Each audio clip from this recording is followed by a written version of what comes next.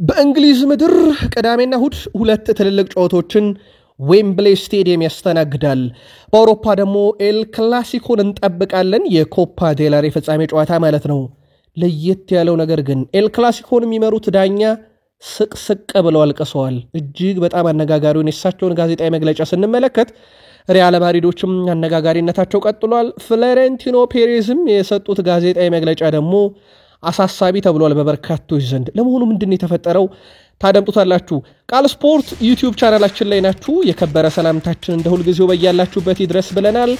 ከሀገር ቤት እስከ ባህር ማዶ ስፖርታዊ መረጃዎችን የምታደምጡበት ቃል ስፖርት ዩቲዩብ ቻናላችን ጋር ቆይታ ስታደርጉ ላይክ፣ ሰብስክራይብ፣ ሼር ማድረግ እንዳይረሳው ውድ ቤተሰቦቻችን። ታላላቆቹን የአውሮፓ ክለቦች የተመለከቱ ጥንቅሮች ስናደርስ በተለይም በተወዳጁ የእንግሊዝ ፕሪሚየር ሊግ በርካታ መረጃዎችን ይዘንላችኋል ውድ ቤተሰቦቻችን። ማንቸስተር ዩናይትድ ቀጣይ ተጫዋቾችን በምን አይነት መንገድ ወደ ቡድኑ ያመጣል የሚለው ነገር ለበርካቶች አሳሳቢ ነበረ። በዚህ ጉዳይ ላይ ሩበን አሞሪም የሰጡት ጋዜጣዊ መግለጫ አለ። በርካታ ጉዳቶችን አስመዝግቧል ማንቸስተር ዩናይትድ በዚህ ሳምንትም ወሳኝ ጨዋታውን ቪታሊቲ ላይ ያደርጋል። ከዛ በላይ ወሳኝ የኤሮፓ ሊግ ጨዋታና ጉዳቶቹን እናነሳለን። የሩበን አሞሪም ጋዜጣዊ መግለጫ ደግሞ በርካታ ጥያቄዎችን ምላሽ የሰጡበት ስለሆነ ዩናይትዳውያን ጠብቁን።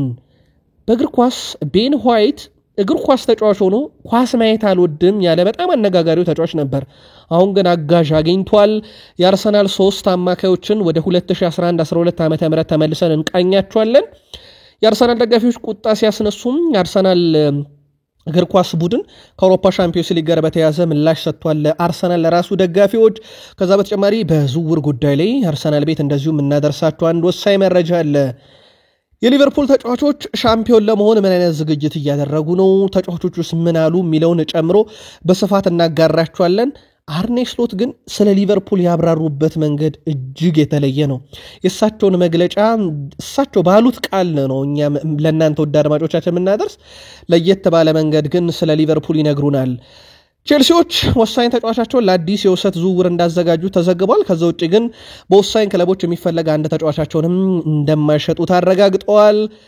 ለሲቲ መልካም የሚባል ዜና ነው። የባላንዶር አሸናፊያቸው ተመልሶላቸዋል።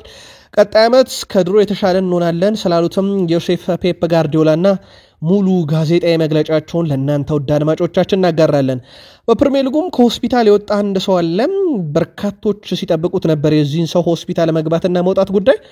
ዛሬ በይፋ ወደ ስራ ተመልሷል። ከጨዋታ ጋር በተያያዘ በርከት ያሉ አነጋጋሪና እናንተ ውድ አድማጮቻችን ለዚህ ሰዓት በተሰሟቸው ብለን የመራረጥናቸውን ስፖርታዊ ጥንቅሮች ስናጋራችሁ ላይክ አድርጉን፣ አበረታቱን። ሐሳብ አስተያየታችሁን ስለምታጋሩን ግን አስቀድመን ከልብ ነው የምናመሰግነው። ቤተሰብ መሆን ካሻችሁ ሰብስክራይብ ማድረግ ይቻላል። አጠር ያሉ ስፖርታዊ መረጃዎቻችንን አንድ አፍሪካዊ ሰው አስተያየት በማድረስ እንጀምር። አሳሞሃ ጂያን ይባላል።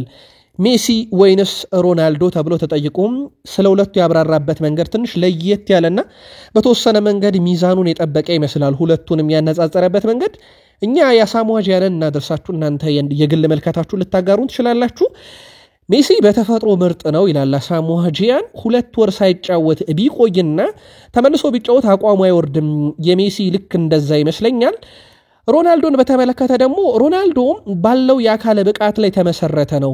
ሮናልዶን አከብረዋለሁ ምክንያቱም እዚህ ቦታ የደረሰው በትጋትና በዲሲፕሊን ነው። ሜሲ ደግሞ በተቃራኒው በተፈጥሮ ነው። በሁለቱ መካከል ያለው ልዩነት ይሄ ነው። አንዱ የተፈጥሮ፣ አንዱ ደግሞ ሰርቶ ያመጣው ነው። ሮናልዶ የተሟላ ተጫዋች ነው። ያንተ የግል ምርጫ ካልከኝ ግን ሜሲን እመርጣለሁ ብሏል። ይህ የአሳሞሃ ጂያን ሁለቱን ተጫዋቾች ያነጻጸረበትና የመረጠበት መንገድ ነው።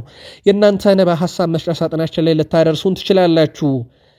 ሮናልዶን ካነሳን ከአልናስር ጋር በአመቱ መጨረሻ ኮንትራቱ እንደሚጠናቀቅ ይታወቃል። ውድ ቤተሰቦቻችን 90 ሚኒትስ ከአልናስር ጋር በተያዘም የዚህ ተጫዋችን ቆይታ ማለት ነው የውስጥ ምንጮች አረጋግጠውልኛል ያለው 171 ሚሊዮን ዩሮ በአመት የሚያስገኝለት ነው ኮንትራት አልናስሮች አቅርበውለታል የሚል መረጃ ነው በስፋት አሁን እየወጣ ያለው። ከዚህ ቀደም በርግጥ ድርድር ያደርጋሉ የሚሉ መረጃዎች ሲወጡ ነበረ። ሮናልዶ በ2026 የፖርቹጋል ብሔራዊ ቡድንን ለመወከል አልናስር መቆየቱን በርካቶች ይደግፋሉ። በተለይም በቂ መጫወቻ ደቂቃም ያገኛል። እናም በወጥ ብቃት እየተጫወተ ስለሆነ ክለብ አይቀይር የሚሉ መረጃዎች በስፋት ሲወጡ ነበር። የሱ አድናቂዎች ምን ሲሉ ነበር? 90 ሚኒትስም ለዚህ የቀረበ የሩመር መረጃን ይዞ ወጥቶ ለማንኛውም ጉዳዩ እየጠራ ሲሄድ እኛም ከስር መረጃውን እያደረስናችሁ ምንት ይሆናል። ስቅስቅ ብለው ስላለቀሱት የኮፓ ዴል ሬይ ፍጻሜን ጨዋታ ስለሚመሩት ዳኛ አንድ መልእክት እንንገራችሁ ቤተሰቦቻችሁ ወይ መረጃ እናደርሳችሁ። ሪያል ማድሪድ ከባርሴሎና ኤል ክላሲኮ የኮፓ ዴል ሬይ ፍጻሜ ጨዋታ የተመረጡት ዳኛ እንዲቀየሩ በሪያል ማድሪድ በኩል ጥያቄ ቀርቧል። ተጠባቂውን ኤል ክላሲኮ ጨዋታ የሚመሩት የ39 ዓመቱ ዳኛ ሪካርዶ ቦርጌስ በመሃል ሜዳ ዳኝነት እንዲመሩት መመረጣቸውን እኛም ሰሞኑን ነግረናችሁ ነበረ። ሎስ ብላንኮች ዋና ዳኛው ሚዛናዊ ናቸው ብለው እንደማያምኑ ሲናገር የክለቡ ቴሌቪዥን ዋና ዳኛው ሪያል ማድሪድን የበደሉ ናቸው ሲል የተለያዩ ተንቀሳቃሽ ምስሎችን በማስረጃ ጭምር አስደግፎ ሲያጋራ ነበር። ዛሬ የሪያል ማድሪድ ዋናው ቴሌቪዥን ጣቢያ ማለት ነው። ዳኛውም ሪያል ማድሪድን ጨዋታ ሲመሩ ክለቡ በአማካኝ የማሸነፍ እድሉ 64 በመቶ ሲሆን የባርሴሎና የማሸነፍ እድል ደግሞ በመቶኛ ሲሰላ 81 በመቶ ነው። ይህንን እንደ ማጣቀሻም ሲያነሱት ውለዋል። ዳኛው ከሚቀርብባቸው ትችት በኋላም የሰጡት ቃለ ምልልስ በእንባ ታጅበው ስቅ ብለው እያለቀሱ ነው ምላሽ የሰጡት። ይህንም ተከትሎ ሪያል ማድሪድ ዳኛው የአእምሮ ጤና እክል ሳይገጥማቸው አይቀርምና ኤል ክላሲኮን ለመምራትም ብቁ ስላልሆኑ በሰዓታት ውስጥ አልቢትሩ ቢቀየሩ የሚል ጥያቄን ማቅረባቸው እጅግ በጣም አነጋጋሪ ሆኗል። ከጉዳዩ ጋር ቅርበት ያላቸው ሌሎች ምንጮች ደግሞ እንዳረጋገጡት የሪያል ማድሪድ ፕሬዝዳንት ፍሎሬንቲኖ ፔሬዝ ዳኞች ባዘጋጁት የራት ግብዣ ላይ ከኤል ክላሲኮ ጨዋታ በፊት ማለት ነው እንዳልተገኙ ተገልጿል። ምክንያቱ ደግሞ በዳኛው ላይ ደስተኛ ስላልሆኑና ዳኛው እንዲቀየሩላቸው ፍላጎት ስላላቸውም ነው የሚሉ መረጃዎች በስፋት እየወጡ ነው። ኤል ክላሲኮ ሜዳ ላይ ከምንጠበቀው ጨዋታ በፊት ከሜዳ ውጪ ነገሮች የጦዙ ይመስላሉ። ለማንኛውም ዳኛው ራሱ በእንደዚህ አይነት መንገድ እንግዲህ ቅሬታ እየቀረበባቸው ጨዋታውን በሚዛናዊነት ለመደኘትስ በራስ መተማመናቸው ምን ያህል ነው የሚለው በጣም ከባድ ያደርገዋል። ለማንኛውም አዲስ ነገር ካለ ከኤል ክላሲኮ ጨዋታና ከዚህ አልቢትር ጋር በተያያዘ በሰበር የምናደርሳችሁ መረጃ ይኖራል። የሪያል ማድሪድ አማካይ ፍሬድሪኮ ቫልቬርዴ ቡድናቸው በባርሴሎናው ጨዋታ ላይ ለመበቀል ዝግጁ መሆኑን ገልጿል። በዚህ ዓመት ያደረግናቸው የኤል ክላሲኮ ጨዋታዎች እጅግ በጣም መጥፎ አይደሉም ያለው ቫልቬርዴ በሁለቱም ጨዋታዎች የበለጠ ማድረግ ነበረብን፣ ያንንም ለማድረግ ሞክረናል፣ ግን መጥፎምና ወይም አስቀያሚ የሚባል አይደለም ብሏል። ቫልቬርዴ አክሎም ባርሴሎና ለመበቀል ጥሩ ድል አለን ያለ ሲሆን ይህንን ዋንጫ ለሪያል ማድሪድ ደጋፊዎች ለመስጠት ሜዳ ላይ ነፍሳችንንም ቢሆን እንሰጣለን ብለዋል። በተያያዘ ዜና ኤል ክላሲኮ ፍልሚያ የሪያል ማድሪድ ስብስብና የባርሴሎናም ስብስብ ይፋ ተደርጓል። እንመለስበታለን። እዚህ ስብስብ ላይ የባርሴሎናው አሰልጣኝ ሃንሲ ፍሊክ ግን ለየት የሚያደርግ አንድ ሬከርድ አላቸው። ውድ ቤተሰቦቻችን የፍጻሜን ጨዋታ ደርሶ ተሸንፎት አያቅም። እጅግ በጣም አነጋጋሪ ጉዳይ ነው። ውድ ቤተሰቦቻችን እሳቸው በባየር ሙኒክን በነበሩ ሰዓት ሌሎችም ባሰለጠኑበትና ፍጻሜ በደረሱባቸው አጋጣሚዎች ሁሉ ድል ቀንቷቸዋል። ለአብነት ያክል ባርሴሎናን ይዘው እንኳን የስፔን ሱፐር ካፕ የፍጻሜ ተፋላሚ ያደረጉት ቡድናቸውን ባለክብር እንዳደረጉት ይታወቃል። ቴር ስቴገን ወደ ቡድን ስብስብ ተመልሷል። ፋብሪዞ ሮማኖ የሞንዶ ዲፖርቲቮን ዘገባ ዋይ ቢያደርጉ ይዞት በወጣው መረጃ መሰረት ይህ ግብ ጠባቂ የቡድኑ አካል ይሆናል እንጂ በሪያል ማድሪድ እና በባርሴሎና መካከል በሚደረገው የኮፓ ዴል ሬይ ፍጻሜ ጨዋታ ላይ ግን አይሰለፍም በቋሚነት ብሏል። ከዚህ ጋር በተያያዘ ውድ ቤተሰቦቻችን በስፔን ኮፓ ዴል ሬይ ፍጻሜ ጨዋታ በፊት ሪያል ማድሪድ እና ባርሴሎና ስብስባቸውን ይፋ አድርገዋል። ሪያል ማድሪድ በበኩላቸው የቡድን ስብስባቸውን ይፋ ሲያደርጉ ኬሊያን ምባፔና ፌርላንድ ሜንዲም ከጉዳት መመለሳቸውን ሲያስታውቁ፣ በባርሴሎና በኩል ጀርመናዊ ግብ ጠባቂ ቴር ስቴገን በኤሲኤል ጉዳት ምክንያት ለወራቶች ከሜዳ መራቅ በኋላ መመለሱን ገልጸዋል። ፖላንዳዊ አጥቂ ሮቤርት ሌዋንዶስኪና ስፔናዊ ግራ ተመላላሽ አሌሃንድሮ ባልዴ በጉዳት ምክንያት ከስብስብ መቀነሳቸውን ደግሞ በባርሴሎና በኩል ይፋ አድርገዋል። ኤል ክላሲኮ እንደዚህና እንደዛ እያለ ነው የሚደረገው። ውድ ቤተሰቦቻችን ለመሆኑ እናንተ ግን የማን ደጋፊ ናችሁ? ደጋፋችሁስ ከመቼ የጀመረ ነው? መልከታችሁን በሐሳብ መስጫ ሳጥናችን ላይ ያጋሩን። ብራዚል የፊት ወሰር ተጫዋች ኔይማር ጁኒየር ቀጣዩን የብራዚል ብሔራዊ ቡድን አሰልጣኝ ምርጫ እንዲያማክር በሀገሪቱ ፌዴሬሽን መጠየቁ ተገልጿል። ኔይማር አሰልጣኝ ካርሎ አንቸሎቲ ብሔራዊ ቡድኑን እንዲረከቡ ለፌዴሬሽኑ ምክረ ሐሳብ ማቅረቡን የሀገሪቱ መገናኛ ብዙሃንም እያስነበቡ ይገኛሉ። የብራዚል እግር ኳስ ፌዴሬሽን አሰልጣኝ ካርሎ አንቸሎቲ ጋር ከመጋቢት ወር ጀምሮ ሲነጋገር መቆየቱ ይታወቃል። አሰልጣኝ ካርሎ አንቸሎቲ በበኩላቸውም ከሪያል ማድሪድ በይፋ ሳይለያዩ የንግግሩን እውነትነት ማረጋገጥ እንደማይፈልጉ ደግሞ በተቃራኒው ሲነገር ቆይቷል። ምናልባትም የእሳቸው ከሪያል ማድሪድ ጋር መሰናበት የወራት ዕድሜ ብቻ የቀረው ይመስላል። በርካቶች የኮፓ ዴል ሬይ ፍጻሜ ጨዋታም ቆይታቸው ሊወስን ይችላል የሚሉ ሐሳቦችን ሲያነሱ ነበር። ለማንኛውም የሪያል ማድሪድ ቆይታቸው ያበቃ ነው የሚመስለውና ቀጥይን ጥያቄ ይቀበሉታል የሚለው ደግሞ ይጠበቃል። ኔይማር ጁኒየር ግን የእሳቸውን ሹመት በተመለከተ እንዲያማክር ተጠርቶ ካርሎ አንቸሎቲን ለፌዴሬሽኑ እንዲቀጥሩ ምክር ሐሳብ ማቅረቡ ተገልጿል። በአትሌቲኮ ማድሪድ በኩል ምርጥ ተጫዋቾች እጩዎች ይፋ ተደርገዋል።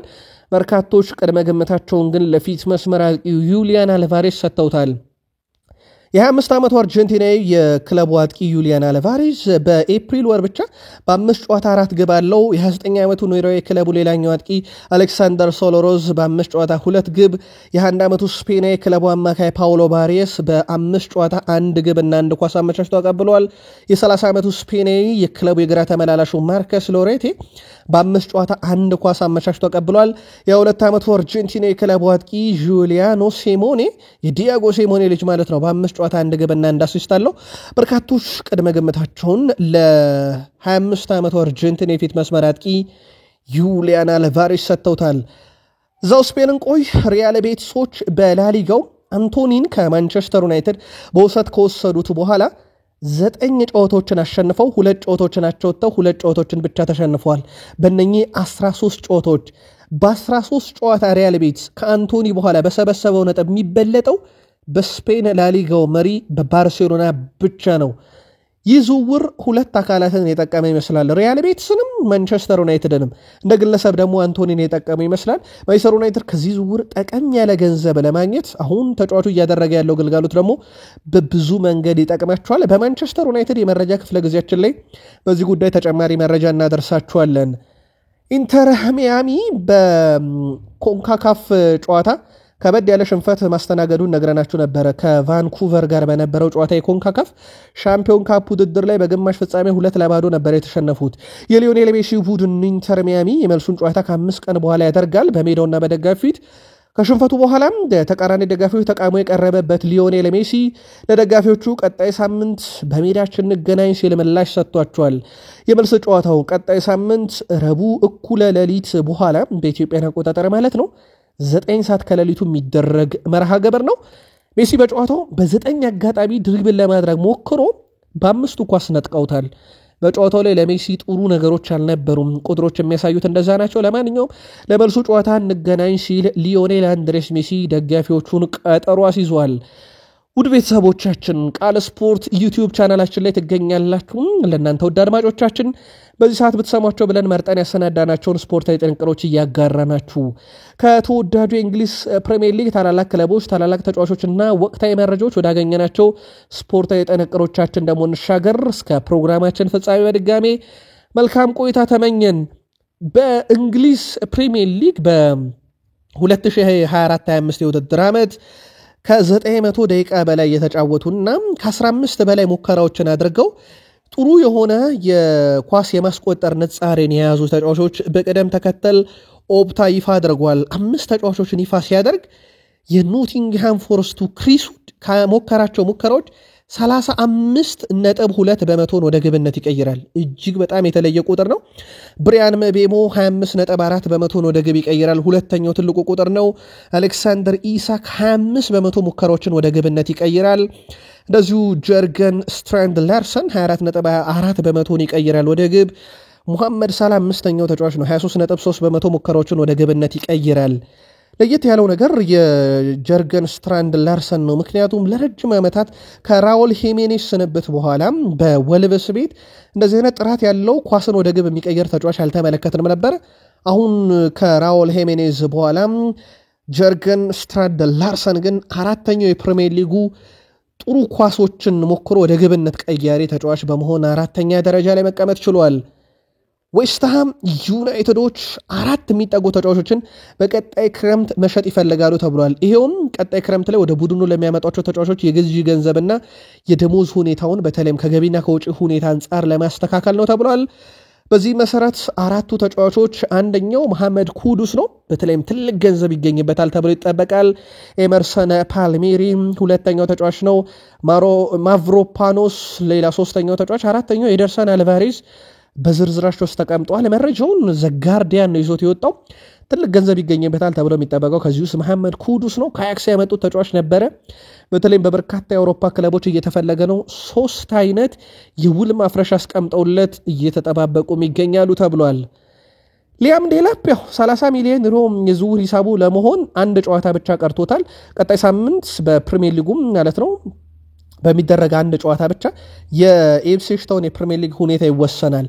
አንድ ጨዋታ ብቻ ነው እጃቸው ላይ ቀራቸው። ይሄን ለማረጋገጥ ታዲያ መውረዱን ሲያረጋግጥ ኢፕስዊች የዚህ ተጫዋች የውል ማፍረሻ ከ30 ሚሊዮን ዩሮ በላይ አይሆንም።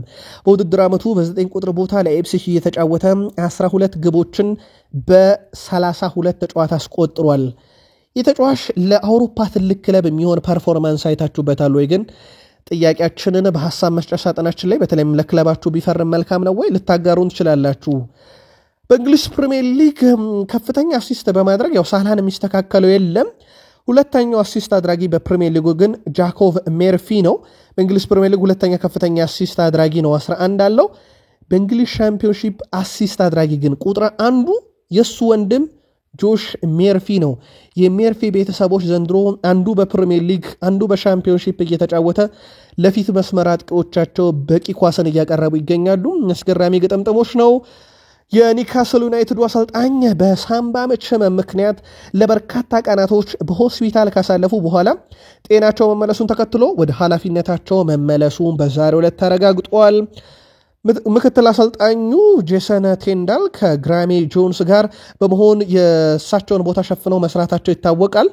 ክለቡ በማህበራዊ ትስስር ገጹ ላይም ለድጋፍና የሞቀ መልካም ምኞትም በሙሉ ምስጋናውን አቅርበዋል። ኒካስል ዩናይትድ በፕሪሚየር ሊጉ 5ኛ ስፍራ ላይ ተቀመጠ ሲሆን ቅዳሜ ዕለት በሜዳው ሴንት ጄምስ ፓርክ ስቴዲየም ለመውረድ አንድ ጨዋታ የቀረውን ኢፕስዊች ታውንን ሲያስተናግድ 90 ሚኒትስ ቅድመ ግምቱን ለኒካስል ዩናይትድ እንደሰጠም ይታወቃል። እሳቸውም በሙሉ ጤንነት ስራቸውን ይጀምራሉ። የማንቸስተር ሲቲ አሰልጣኝ ጆሴፍ ፔፕ ጋርዲዮላ ቀጣይ ዓመት ቡድናቸው የበለጠ ጠንካራ ሆኖ ይመጣል ብለው ለፕሪሚየር ሊግ ክለቦች መልእክታቸውን አስተላልፈዋል። በዘንድሮ የውድድር ዓመት እንኳን ያልጠበቅነውን ማንቸስተር ሲቲን የተመለከትነው በርካቶች ቅድመ ግምት ዓመቱ ሲጀመር ለሲቲ እንደሰጡ ይታወቅ ነበር። ከእሁዱ የኖቲንግሃም ፎረስት ጨዋታ በፊት የሰጡትን ጋዜጣዊ መግለጫ እናደርሳችሁ። ቀጣይ ዓመት ለሊጉ ዋንጫ እንፎካከራለን፣ እንሻሻለናል፣ ቀጣይ የውድድር ዓመትም የተለየ ይሆናል ብለዋል። ኬቨን ደብሮና ማንቸስተር ሲቲን ለምን እንደሚለቅ ከዚህ በፊት ተናግሬያለሁ፣ ምላሽ አልሰጥም ሲሉ ስለ ተጫዋቾች ኮንትራት ሁኔታ መነጋገር አልፈልግም፣ ከፊታችን ወሳኝ ጨዋታ ስላለ ጊዜ እሱ ነው ብለዋል። ሮድሪ ባደረገው ነገር ደስተኛ ነኝ። እሱ ሁልጊዜም መልበሻ ቤት ውስጥ ከደጋፊዎች ጋር ነው እና ክለቡን በብዙ ይረዳል ብለዋል። ኑኖ ስፕሪንቶ ሳንቶስ በወልቭስ አሁንም ደግሞ በኖቲንግሃም ድንቅ ነገር እየሰራ ነው። እሱን መግጠም ሁልጊዜም ለሲቲ ፈተና ነው ብለዋል። ኖቲንግሃም ፎረስት ምርጥ አሰልጣኝና የማጥቃት ባህሪ ያላቸው ምርጥ ተጫዋቾችም አላቸው ያሉት ፔፕ ጋርዲዮላ ባለፈው ሳምንት ድል ሲያደርጉ የጨፈሩበትን መንገድ እናስታውሳለን። አስቶን ቪላን በሳምንቱ አጋማሽ ማለት ነው የጨፈሩበት መንገድ ይታወቃል። እጅግ በጣም ደስተኛ ነበሩ። አሁን ታዲያ ኤፍኤ ካፕን ዋንጫ ለማንሳት ያላቸው ብቸኛ ምርጫ ወይም ደግሞ ዓመቱን በዋንጫ ለመጨረስ ያላቸው ብቸኛ ምርጫ ይህን የኖቲንግሃም ፎረስትን ጨዋታ ማሸነፍ ነው። ኖቲንግሃም ፎረስትን ማሸነፍ በዌምብሌ ለሌላ የዌምብሌ ፍጻሜ ጨዋታ ያበቃቸዋልና ማለት ነው። ለጨዋታው ዝግጁ ነን ብለዋል። ሮድሪ ተመልሷል። ውድ ቤተሰቦቻችን ወደ ልምምድ የ2024 የባላንዶር አሸናፊው መመለስ ደግሞ ለሲቲ ቤት ትልቅ መነቃቃትን ይፈጥራል ተብሎ ይጠበቃል። ከዓመቱ መጠናቀቅም በፊት ቢያንስ አንድ ጨዋታን ለማንቸስተር ሲቲ አሊያም ደግሞ በዓለም ክለቦች ዋንጫ ሲቲን በሚወክለው ቡድን ውስጥ የቡድኑ አካል ይሆናል ተብሎ ይጠበቃል። ይህ ለሲቲዝኖች እጅግ በጣም መልካም የሚባለው ዜና ነው። ቼልሲዎች ሌቪ ከልዌልን የመሸጥ ምንም አይነት እቅድ ፍላጎት የላቸውም ተብሏል። ተጫዋቹ በቀጣዩ ውድድር ዓመትም የኤንዞ ማሬስካ ዋና የቡድን አካልም ይሆናል ተብሏል። የእቅዳቸው አካል መሆኑን ተከትሎ በዚህም መሰረት ቼልሲ ቡድን ቀጣይ ተከላካዮችን ከማምጣት ይልቅ ወሳኝ የሆኑትን ማቆየት አንደኛው ሌቪ ከልዌል ነው ተብሏል። ሌላኛው የ19 ዓመቱ በቼልሲ ቤት በትልቁ ሲጠበቅ የነበረው አረን አንሰልሜኖ ነው። ይህ ተጫዋች እንደሚታወቀው በቼልሲ ቤት በቂ መጫወቻ ደቂቃን አላገኘም ነበረ። በኋላም ላይ ታዲያ የቼልሲዎች የ19 ዓመቱን አሮን አንሰልሜኖን ለቦካ ጁኒየር ሰጥተውት ነበረ። በኋላም ላይ ከቦካ ጁኒየር ጋር ያለውን የውሰት ውል ካቋረጡ በኋላ ወዲያውኑ በውሰት ሊሰጡት ነው ተብሏል። ከሻምፒዮንስ ሊግ እና ኤሮፕ ሊግ የተውጣጡ በርካታ ጥራት ያላቸው ቡድኖችም ይህን ወጣት ተሰጥኦ ለማግኘት ፍላጎት አላቸው ይላል የዘ አትሌቲክ መረጃ። አንሰለሜኖ በሁለት የቼልሲ ሲኒየር ጨዋታዎች ላይ ተሳተፈ ቢሆንም በኤንዞ ማሬስካ ስር ግን በቂ ጊዜን ማግኘት አልቻለም ወይም እሳቸውን ማሳመን አልቻለም። ከ21 ዓመት በታች ቡድን ጋር አንድ ጊዜ ብቻ ተሰልፎ 61 ደቂቃ ተጫውቷል። የውሰት ስምምነቱ ለሁለቱም አካላት ይጠቅማል ተብሎ ይጠበቃል። በተለይም ለቼልሲም ለተጫዋቹም በቂ የመጫወቻ ደቂቃን ከማግኘት አንጻር ኔዘርላንዳዊ የሊቨርፑል የፊት መስመር ተጫዋች ኮዲ ጋክፖ የእንግሊዝ ፕሪሚየር ሊግ የዓለማችን ምርጡ ሊግ ሲል ገልጾታል። ፕሪሚየር ሊግ ማሸነፍ የሁሉም ተጫዋች ህልም ነው የሚለው ኮዲ ጋክፖ ፕሪሚየር ሊግ የዓለማችን ጠንካራውም ሊግ ሲለው ገልጿል። እዚህ ቦታ ላይ ለመቀመጥ አመቱን ሙሉ ጠንከረን ሰርተናል ሲል ቡድናቸው ሊጉን ማሸነፍ ይገባዋል ሲል ነው የገለጸው። በርካቶች ዘንድሮ በሊቨርፑል ቡድን እንደም የተደናገጡት በሁለት ሳምንት በማይሞላ ጊዜ ከአውሮፓ ሻምፒዮንስ ሊግ ሲሰናበት ኤፍኤ ካፕ ከዛ ደግሞ የካራባው ካፕ ፍጻሜ ሲሸነፍ ደንግጠው ነበር እንጂ የሊቨርፑል የዘንድሮ ብቃት ወጥነቱ የተመሰከረለት ነበረ። ይገባናል ብሏል። ከሊቨርፑል ደጋፊ ውጭ ያላችሁ ግን ዘንድሮ ዋንጫው ለሊቨርፑል ይገባ ነበረው? የእናንተ መልከታ አጋሩን። የመርሳይዶ ክለብ ሊቨርፑል ዋና አሰልጣኝ አርኔ ስሎት ቡድናቸው እሁድ ትልቅ ኃላፊነት እንዳለበት ገልጸዋል። ሊቨርፑል የሊጉን ዋንጫ ሲያሳካ የኮሮና ቫይረስ መኖሩን ያስታወሱት በወቅቱ በዚህ ምክንያት እሁድ ለኛ ትልቅ ድል ነው ብለዋል። አክሎም ሁሉም ሰው እሁድ እስከሚደርስ ጓጉቷል፣ ነገር ግን አሁንም የሚጠብቀን ሌላ ተግባር አለብን ብለዋል። በዚህ ክለብ በር ላይ ስትሄድ እዚህ የሚጠብቀው ዋንጫ ማሸነፍ ብቻ መሆኑን ትረዳለህ ያሉት አርኔ ስሎት አሰልጣኝነት በስራቸው የሚወዱት እንዲሆን ያደረገላቸው እንደዚህ አይነት ትልልቅ አጋጣሚዎች እንደሆነ ጠቅሰዋል። የአሰልጣኝ አርኔ ስሎቱ ቡድን ሊቨርፑል እሁድ ከቶትንሃም ጋር በሚያደርገው ጨዋታ አቻ ከተለያየ የፕሪሚየር ሊግ ሻምፒዮንነቱን ያውጃል። አሰልጣኝ አርኔ ስሎት በበኩላቸው ፕሪሚየር ሊግ ያሸነፈ የመጀመሪያው ኔዘርላንድ አሰልጣኝ ለመሆን 1 ነጥብ ብቻ ቀርቷቸዋል። አርኔ ስሎት በዘንድሮም የፕሪሚየር ሊግ ጉዟቸው ላይ ዋንጫውን ሲያሸንፉ 3ኛ ወጣት አሰልጣኝ ይሆናሉ። ጆዜ ሞሪኒዮ በ42 ዓመታቸው ያሳኩ ወጣቱ አሰልጣኝ ናቸው። አሁንም ኬኒ ዳግሊሽ በ44 ዓመቱ፣ አርኔ ስሎት በ46 ዓመቱ ይሆንና የፕሪሚየር ሊጉ በዕድሜ ትንሹ ዋንጫን ያሳካ 3ኛው አሰልጣኝ ይሆናል። ከታላላቅ የእንግሊዝ ክለቦች አንዱ በሆነውም የሊቨርፑል ደጋፊዎች እንደዚህ ሲደገፍ ማየት ትልቅ ክብር ነው ይላል ሉዊስ ዲያዝ። ሁሌም ቢሆን ከዚህ ክለብ ድጋፍ አለኝ። በተጫዋችነት ዘመኔ ሁሉም የምፈልገው ነገር በሊቨርፑል ትልቅ አሻራ መተው ነው። እናም ሊቨርፑልን እንዳስታውሱኝ ብለዋል። ከልጅነት ጀምሮ ፕሪሚየር ሊግን የማሸነፍ ህልም ነበረኝ። አሁን ከሊቨርፑል ጋር ያንን እያሳካሁት ነው። ህልሜን ከሊቨርፑል ጋር እየኖርኩት ነው ይላል የፊት መስመር ተጫዋቹ ሉዊስ ዲያዝ። ሊቨርፑል በትልቅ ደረጃ ዋንጫን ሲያነሳ በቅርብ ዓመታት ውስጥ ለመጀመሪያ ጊዜ አይደለም። የአውሮፓ ሻምፒዮንስ ሊግና ፕሪሚየር ሊግን በቅርብ ዓመታት ውስጥ አሳክቷል። ለመጨረሻ ጊዜ ግን ሊቨርፑል የአውሮፓ ሻምፒዮንስ ሊግ ዋንጫን ሲያነሳ የቡድኑ አባል የነበሩት ወይም ሜዳ ላይ ተሰልፈው ሲጫወቱ ከነበሩ ተጫዋቾች ውስጥ አርኖልድ ያው አጠራጣሪ ስለሆነ እሱን ጉዳይ እንተውም፣ ምክንያቱም ቀጣይ ክለቡን ይለቃል። በቀጣይ ግን ከክለቡ ጋር ይቀጥላሉ የሚባሉት ሳላህ፣ ቨርጅል ቫንዳይክና ለዚሁ ደግሞ የግራ ተከላካዩ ሮበርትሰን ናቸው። የአርኖልድ ጉዳይ ስላልተረጋገጠ በተጨማሪም ግብ ጠባቂው አሊሰን ቤከርን እናነሳለን። ቀሪዎቹ ሁሉም ማኔ፣ ፈርሚኒዮ፣ ማቲፕ፣ ዋይናልደም፣ አምበሉ ሄንደርሰንን ጨምሮ እንደዚሁ ደግሞ ፈርሚኒዮ የሉም ቡድን ውስጥ ክለቡን በቋሚነት እንደለቀቁ ይታወቃል። አርኖልድም በተሰናባች ይዘነው ማለት ነው። እሁድ ለዋንጫው በሚጫወተው ቡድን ውስጥ ግን ከዋንጫው ጋር በተያያዘ አርኖልድን ስንጨምር ወደ 5 የሚጠጉ ተጫዋቾች ይኖራሉ ማለት ነው። አንድሪያ ቤርታ ኒኮ ዊሊያምስን ያደንቃሉ ይላል የዲማርዚዮ ዘገባ። በተለይም አንድሪያ ቤርታ አትሌቲኮ ማድሪድ በነበሩበት ሰዓት ኒኮ ዊሊያምስን ለአትሌቲኮ ማድሪድ ለማስፈረምም ፍላጎት ነበራቸው። አሁን ደግሞ እሳቸው የአርሰናል ስፖርቲንግ ዳይሬክተር ሆነዋል።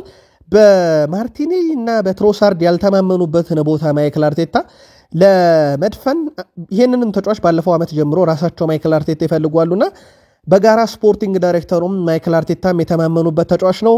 ግን ከማሬስካው ቡድን ቼልሲ ጠንከር ያለ ፉክክር ይጠብቃቸዋል። ባርሴሎና አስቀድሞ ከዚህ ዝውውር ውጪ እንደሆነም ነው ዲማርዚዮ የዘገበው።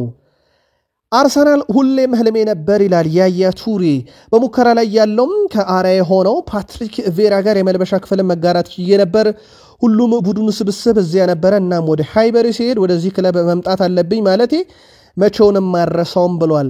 በዚህ ተጫዋች ዙሪያ ግን በባርሴሎና ፔፕ ጋርዲዮላ አሰናበተው። ከዛ እንደገና ማንቸስተር ሲቲ መጣ። ከዛም አሰናበተው። በፕሪሚየር ሊጉ ግን እጅግ በጣም ምርጡ አማካይ ስለመሆኑ ጥርጣሬ የለውም። ያያ ቱሬ ግን አርሰናል መጫወት በተለይ አርሰናል ሁሌም ህልሜ ነበር ብለዋል። የአርሰናል ደጋፊዎች እንግዲህ የራሳቸውን ባነር አሰርተው ወደ 10,000 ፓውንድ አውጥተው ማለት ነው አሰርተው ሜዳ ለመግባት አቀደው ነበረ። በኋላም ላይ ተከለከሉ። ጉዳዩ በጣም እንዳበሳጫቸውና በማህበራዊ ሚዲያ ተቃውሞ ማሰማት ጀመሩ። ታዲያም ይህንን ጉዳይ ተመለከተው አርሰናል አንድ የራሱን ባነር አዘጋጅቶላቸዋል። ወይም ደግሞ ሜዳ ላይ ይዘውት የሚገቡት ደጋፊዎችን የሚያነሳሱበት ወይም መልእክት የሚያስተላልፉበት አርሰናል ክለቡ ራሱ የመረጠውን አንድ ባነር አሰርቷል። ክለቡም ይቅርታ ከጠየቀ በኋላ ይህንን ይዛችሁ ወደ ሜዳ መግባት ትችላላችሁ ብሏቸዋል። የአርሰናል እንግዲህ ደጋፊዎች በተለየ መንገድ ሜዳ ላይ የፓሪስ ሰን ዠርሜን ተጫዋቾችን ልክ ማድሪድን እንደረበሽነው እንረብሻለን በሚል መንፈስ ተዘጋጅተው ነበረም። ነገርየው ከተከለከለ በኋላ ግን ለነበረው ተቃውሞ ማረሳሻ ወይም መካሻ ይሆን ዘንድ የአርሰናል ክለብ ይህንን አንድ ባነር አዘጋጅቻለሁ ብለዋል። አርሰናል 2011-12 የውድድር ዓመት የመሃል ሜዳ ተጫዋች የነበሩት አሮን ራምሲ፣ ማይክል አርቴታ፣ ጃክ ዊልሸር አሁን ሶስቱም የክለብ አሰልጣኝ ሆነዋል። ማይክል አርቴታም በዋንጫ ጥያቄ ካላነሳንበት እሱንም በፕሪሚየር ሊግ እና የአውሮፓ ሻምፒዮንስ ሊግ ከዛ ውጪ ግን በጣም የተደነቀው አሰልጣኝ ነው፣ ምንም ጥርጥር የለውም። ሁለቱስ እንዴት ይቀናቸዋል የሚለው ይጠበቃል። አሮን ራምሴ ካርዲፍ ሲቲን፣ ጃክ ዊልሸር ደግሞ ኖርዊች ሲቲን በቅርቡ መረከባቸው ይታወቃል። እግር ኳስን እየተጫወቱም መመልከት አልወድም ብለው በተለይም አንደኛው ዊሊያም ሳሊባ ቤን ዋይት ነበር ይሄን ያለ። በኋላም ላይ መነጋገሪያነቱ እንደቀጠለ ነበር። ትላንት ደግሞ ማቲያስ ኑኔስ የሲቲው ተጫዋች እግር ኳስ መመልከት በፍጹም አልወድም፣ እግር ኳስም አይቼ ጨርሼ አላቅም ብሏል። ትልቅ ጨዋታዎች የተወሰኑትን ካልሆነ በስተቀር ከዛ ውጭ ግን እግር ኳስን ማየት አልወድም ብሏል። እናንተ የምታውቁት እግር ኳስ ተጫዋች ሆኖ እግር ኳስ ማየት የማይወድ ልታጋሩን ትችላላችሁ። የሩበን አሞሪም ጋዜጣዊ መግለጫ በማንቸስተር ዩናይትድ በኩል ደግሞ እናጋራችሁ። የማንቸስተር ዩናይትዱ ዋና አሰልጣኝ ሩበን አሞሪም ለማንቸስተር ዩናይትድ መጫወት የሚፈልጉ በርካታ ተጫዋቾች አሉ ብለዋል። ከጋዜጠኞች እንዴት ተጫዋቾችን ይስባል ቡድናችሁ በሚል ለቀረበላቸው ጥያቄ እኛ ማንቸስተር ዩናይትዶች ነን የሚሉት ሩበን አሞሪም ለማንቸስተር ዩናይትድ መጫወት የሚፈልጉ በርካታ ተጫዋቾች አሉ ብለዋል። እኔ የሚሰማኝ ነው፣ ሁሉም ሰው ለማንቸስተር ዩናይትድ መጫወት ይፈልጋል ብለዋል። ቀጣይ በክለቡ ለመቆየት ሐሳባቸውን ያስቀየሯቸው ተጫዋቾች ስለመኖር የተጠየቁት ሩበን አሞሪም ካዝሜሮ አንዱ ነው፣ ግን በቀጣይም ሌሎች ተጫዋቾች በክለቡ ሐሳብ ሊያስቀይሩኝ ይችላሉ ብለዋል። በተወሰነ መንገድ ካዜሜሮ ባሳየው ብቃት በክለቡ እንዲቆይ ፍላጎት ያላቸው እንደሆነ እሳቸው ጠቆሙ አልፈዋል። ካዜሜሮ አይጫወትም ነበረ፣ ባለፉት ጨዋታ ደግሞ ጥሩ ተጫውቷል። ሐሳቤን መቀየር እፈልጋለሁ፣ የምፈልገው ማሸነፍም ጭምር ነው። ስለዚህ አሸናፊ ቡድን ካለ ሐሳቤን ቀይራለሁ ብለዋል። አሰልጣኝ አየዞም ማርከስ ራሽፎርድና አንቶኒ ቀጣይ ክረምት ወደ ክለቡ እንደሚመለሱና ከክለቡ ጋር እንደሚወያዩ ገልጸዋል። መግቢያችን ላይ አንቶኒ በሪያል ቤቲስ እያሳየ የሚገኘው ብቃት ለዩናይትድ ይጠቅመዋል ያልናችሁም ከዚህም አንጻር ነበረ። እናም የነኚህ ተጫዋቾች ምርጥ መሆን ስለኛ ይጠቅመናል ብለዋል። ሌላው ሩበን አሞሪም በጋዜጣዊ መግለጫም ከዝውውር ጋር በተያያዘ ማቲያስ ኩናን በተመለከተ ምላሽ እንዲሰጡ ተጠየቁ። ስለ እርሱ ምንም አስተያየት አልሰጥም፣ ምክንያቱም አንድ ጊዜ ከተናገርኩ በተወራ ወሬ ላይ ብዙ አስተያየቶች ይሰጣሉ። ነገር ግን ወደ አልሆነ አቅጣጫ እንዳይሄድ ስለምፈልግ በዚህ ተጫዋች ዝውውር ጉዳይ ላይ ምንም ማለት አልፈልግም ብለዋል። ሆይሉንድን በተመለከተም ጠይቀው ነበረ። አንድ አጥቂ ጎሎችን ማስቆጠር አለበት፣ እናም እኛ ደግሞ እሱን መርዳት እንሞክራለን። ወደ ግብ አስቆጣሪነቱ ለመመለስ በጣም ይሞክራል። ነገር ግን አንዳንድ ጊዜ ፍላጎቶች ይበዙና እንቅፋትም ይኖሩበታል። እሱና ቡድኑ በግንኙነታቸው ላይ ማለትም በአንድ ለአንድ ፍልሚያ ላይ ክለቡን እንዲሻሻልና በተለይ በስልጣና ላይም ያንን ለማገዝ እያደረገ ነው። በአንዳንድ ነገሮችም ከሌሎች የተሻለም ሁኔታ ተመልክተንበታል ብለዋል። ግን ማስቆጠር ላይ ማተኮር አለበት፣ ከዛም ጎሎችን ወደሱ ይመጣሉ፣ እንዴት ማሻሻል እንዳለበት ለማስረዳትም እየሞከረን ነው ሲሉ ተደምጠዋል። ባለቤቶቹ በሩበን አሞሪም ላይ እምነት አላቸው ወይ ተብለው ደግሞ ከጋዜጠኞች ጥያቄ ቀርቦላቸው ምላሽ ሰጥተዋል። እያንዳንዱን ግጥሚያም ማሸነፍ አለብን፣ እያንዳንዱን ጨዋታ አስፈላጊ ነው። ድሉ ባናሸነፍ እንኳን ጥሩ ጨዋታ ማሳየት ይኖርብናል። በሊግ ውስጥ ዋንጫዎችን ከፍ ማድረግ አንችልም፣ ምክንያቱም እኛ የደረጃ ሰንጠረዡ ግርጌ ላይ ስለሆንን። የዳይሬክተር ቦርዱ ሐሳባችንና ግባችን እንደሚረዳ ምናለው፣ ምክንያቱም የኛ ሐሳብ ፍጹም ግልጽ ነው ብለዋል። ስለ ጉዳት ተጠይቀው ነበረ። ማንቸስተር ዩናይትድ ቤት አሳሳቢው ጉዳት በዛሬው ዕለት የዲያጎ ዳሎ ጉዳት ነው። ዳሎት አዲስ ጉዳት እንዳስተናገደ አሰልጣኙ ገልጸዋል። ለምን ያክል ጊዜ ከሜዳ እንደሚርቅ አናውቅም፣ በእርግጠኝነት ለሚቀጥሉት ጥቂት ጨዋታዎች ግን ከሜዳ ይርቃል ብለዋል። የቀሪውን ውድድር ዘመን የሚያመልጥበት እድል አለ፣ ነገር ግን የማገገም ሂደቱም ከሳምንት ሳምንት እንከታተላለን ሲሉ የተደመጡት ሩበን አሞሪም ዳሎትን ግን በጥቂት ሳምንታት ውስጥ እንደማያገኙት አረጋግጠዋል። አማድ ዲያሎና ማቲያስ ዴሌትም ወደ ልምምድ ለመመለስ ተቃርበዋል። ሃይደን ሄቨን ግን ገና ዝግጁ አይደለም ሲሉ ጠቅሰዋል። ስለዚህ በማንቸስተር ዩናይትድ በኩል እንደዚህ አይነት የቡድን ዜና ነው ያለው። ከሩበን አሞሪም መግለጫ እንደተረዳ ነው ሩበን አሞሪም ምናልባትም ጄደን ካምሶን በዋናው ቡድን ውስጥ ለመጠቀም ሊገደዱ ይችላሉ ተብሏል። በተለይም ደግሞ የቀኝ ተከላካዩ ዲያጎ ዳሎ በጉዳት ምክንያት ምናልባትም ከዓመቱ ውድድር ውጪ ይሆናል በተባለበት ጉዳቱ የኋላ መስመሩን ለማጠናከር ከታዳጊ ቡድን ጄደን ካምሶንን ያመጣሉ ተብሎ ይጠበቃል። ተጫዋቹ በጣም አስደናቂ የሚባል ጊዜን ከታዳጊው ቡድን ጋር እያሳለፈ ይገኛል። ለዚህም እንግዲህ በሩበን አሞሪም ተመራጭ ሊሆን እንደሚችል ነው በርካታ መረጃዎች እየወጡ የሚገኙት። ውድ ቤተሰቦቻችን ቃል ስፖርት ዩቲዩብ ቻናላችን ከሀገር ቤት እስከ ባህር ማዶ እናንተ ውድ አድማጮቻችን ለዚህ ሰዓት በተሰሟቸው ብለን መርጠን ያሰናዳንላችሁ ስፖርታዊ ጥንቅር ይሄን ይመስል ነበር። ከወደዳችሁን ላይክ አድርጉን፣ አበረታቱን። እንደሁል ጊዜው ሐሳብ አስተያየታችሁን ስላጋራችሁንም ከልብ ነው የምናመሰግነው። እንዲሁ ቤተሰብ መሆን ካሻችሁ ሰብስክራይብ አድርጋችሁ የደወል ምልክቷን ተጫኑ። የሆኑ ስፖርታዊ ጥንቅር እዚህ ጋር ቋጨን። መልካም ቀን።